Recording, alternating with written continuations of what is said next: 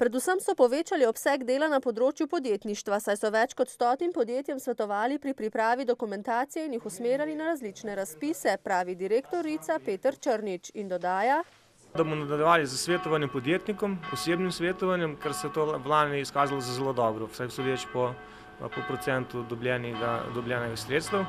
Na prvem javnem razpisu za naložbe v Pokolpju je namreč Bela krajina prejela večino razpoložljivih sredstev. Velik premik, tako Črnič, pa beležijo tudi na področju tujih naložb v Beli krajini, saj so uspeli vzpostaviti stike z več veleposlaništvi, gospodarskimi zbornicami in tudi konkretnimi podjetji.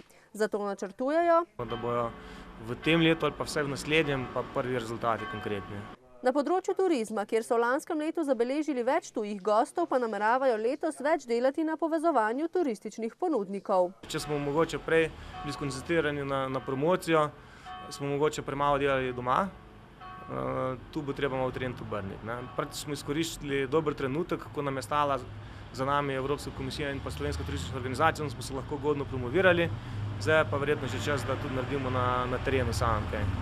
Sicer pa so črnomaljski svetniki na zadnji seji obravnavali in brez večjih pripomb sprejeli tudi poročilo o delu medobčinske inšpekcije in redarstva, ki je v lanskem letu izdala 615 plačilnih nalogov, od tega 532 v Črnomlju in zanimivo niti enega v Semiču, kjer, kot je razvidno iz gradiva, tudi ne beležijo kršitev prometnih predpisov.